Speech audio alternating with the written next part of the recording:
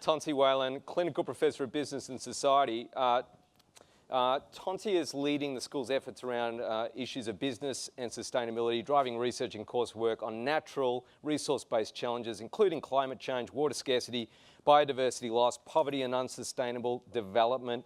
Professor Whelan was formerly president of the Rainforest Alliance, where she worked since 2000. Please give it up for Professor Whelan. Thank you, Tensie.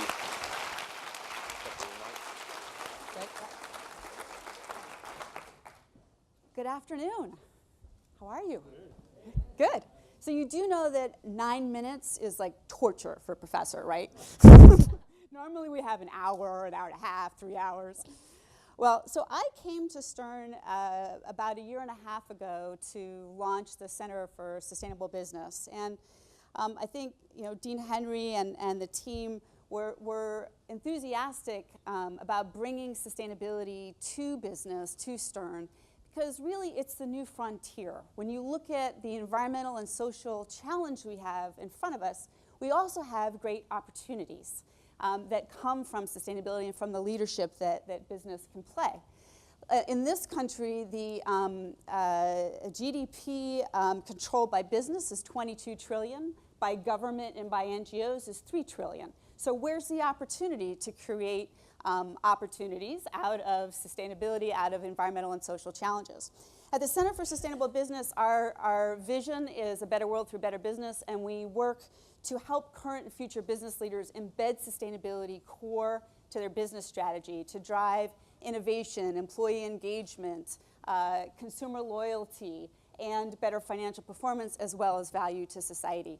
And we have educational programs, so there's a sustainable business specialization just starting this fall with, for MBAs. We have Stern signature projects on sustainability, which you'll be learning more about, internships, career development, other types of activities that we work on.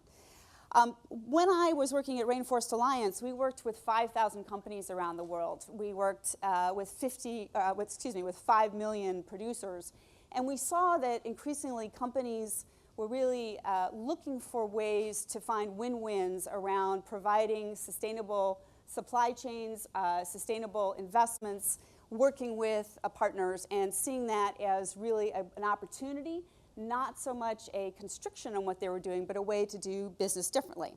So I wanted to define sustainability for you, and if you think about it in terms of a business, what does it mean?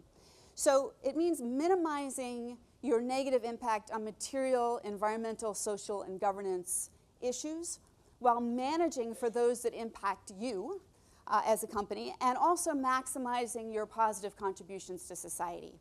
And it includes not only your own footprint, but also your supplier, your whole value chain, your consumers, your suppliers, the transport and use and disposal of your products.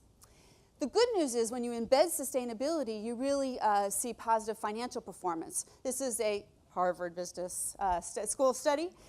They looked at 28 years, 180 companies. They found a real significant difference between the conventional companies and those sustainable companies when you invested $1. Another study, really interesting, Arabesque, which is an ESG quant firm, and the University of Oxford looked at 200 different academic studies and found that looked at the correlation between good ESG performance, environmental, social, and governance performance, and financial performance. Found 90% of the studies found that good ESG standards lower the cost of capital, 88% that good ESG results in better operational performance, and 80% that stock price was correlated with good ESG performance. And not surprisingly, we've also seen, just in the last few years, a real exponential growth in ESG, environmental, social, governance investing. Globally, it's at 23 trillion in 2016, and in this country, it's now 1 in every $5 come under the general rubric of ESG investing. 33% growth from 2 years ago, and it was 50% growth 2 years before that. And ESG investing today is different than the socially responsible investing of yesterday, which was basically about negative screens. No guns, no oil, this or that. ESG investing is around positive screens. Who are the best performers and how on ESG issues, and how do we look at them in terms of their financial performance. And increasingly we're seeing, particularly in the top quartile, a very strong correlation. Why is there that correlation though? Because most of the companies are not tracking the ROI on their investments in sustainability. So at the Center for Sustainable Business, we've been researching this issue, working with various companies to identify what are the drivers for better financial performance when you embed sustainability. So we heard from Luke about innovation, and one of the things that we find when you're a company, and let's say, for example, you set a ambitious greenhouse gas emission reduction plan. To do that, you then have to put in place innovation around sort of design thinking and systems thinking. Why are you doing things the way you're doing them? Because generally those processes were developed 100 years ago or 50 years ago and no longer work in today's energy environment. So then you also look at it and say, all right, once you've done that, you also reduce your risk because you have less price volatility around your inputs. Or you might have higher operational efficiency, and obviously you reduce your energy costs. At the Center for Sustainable Business, we're looking at how do you actually monetize all these things, put numbers against them, and I'll tell you a little bit about a particular research project in that front, and then how does it then result in these types of metrics.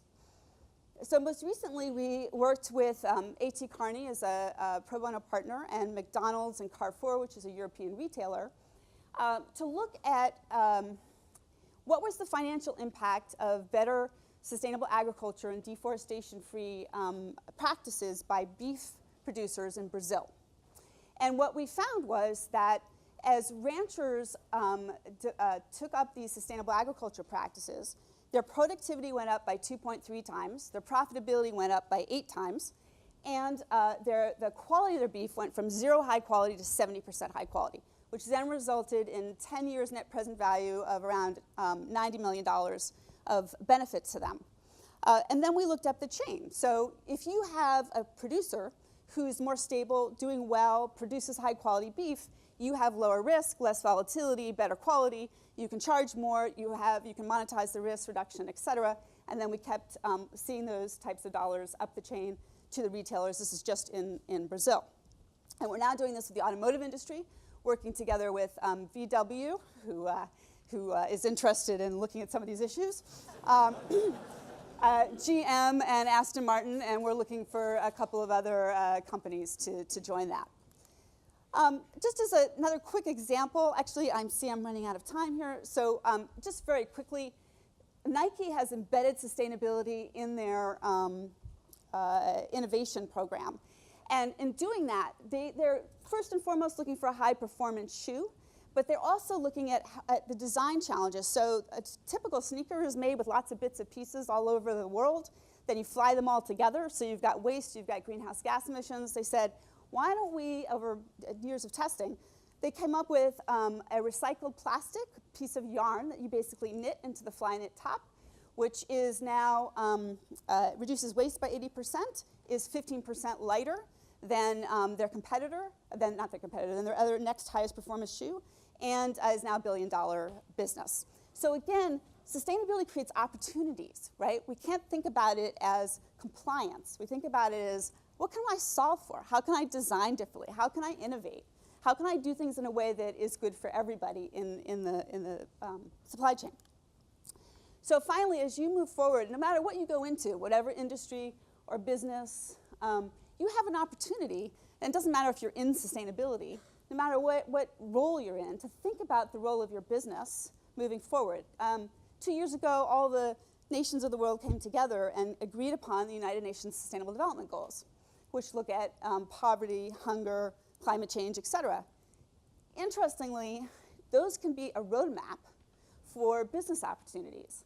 And actually, there was a study done that says that if you look at those UN Sustainable Development Goals, it could create $12 trillion worth of business and 380 million jobs by 2030 in these different sectors.